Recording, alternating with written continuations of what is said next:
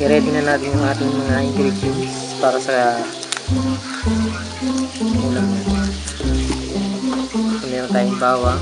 I-slice na natin yung bawang natin.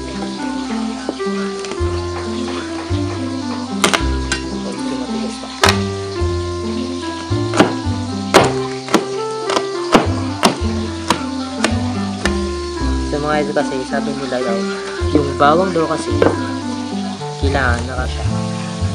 Hiwain talaga siya ng maliit para malasahan talaga natin yung lasa niya. Next natin yung sibuyas.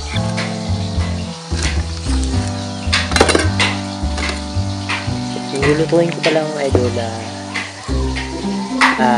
gulay na may isda, na pritong isdang bawang. So yung hinaluan ko lang siya ng bawang. Hindi ko alam kung anong tawag dito, pero ano lang to, simpleng luto lang, lutong bahay lang siya. So hindi siya talaga yung bonggang ulam. So lutong bahay lang talaga, yung normal na lutong bahay lang talaga. Kung ano lang maisip na sa bahay, ano, para medyo healthy tayo, lagi natin gulay. So slice natin yung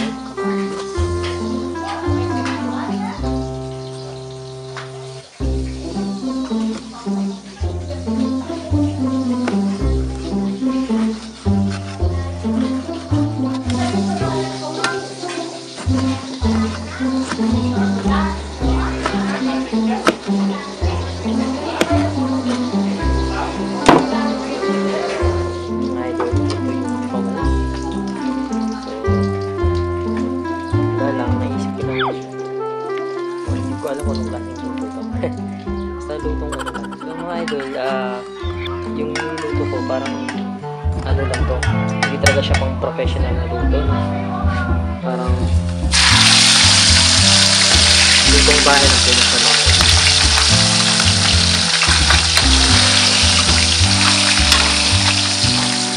Yung bala ko kasi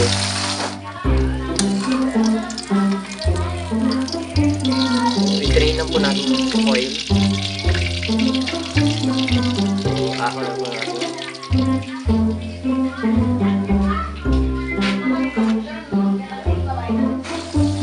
Isa na po natin yung ingredients natin.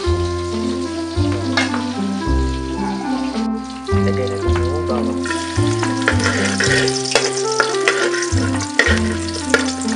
So, mantika lang ginilalagay natin ngayon kasi nga para healthy tayo. So, next yung sibuyas.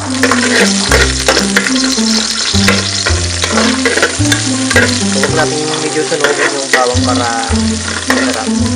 Kasi parang pag medyo sunog daw siya, wala na daw. Hindi na siya healthy pagkaganito.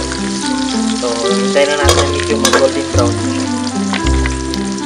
So, lagay natin yung papaya.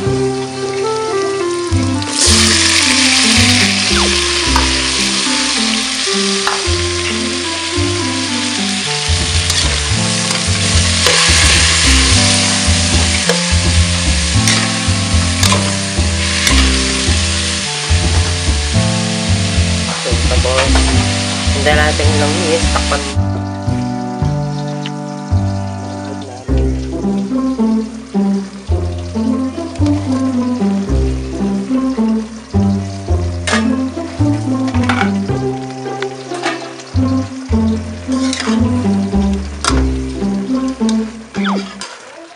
So, ito na ang ating finished product.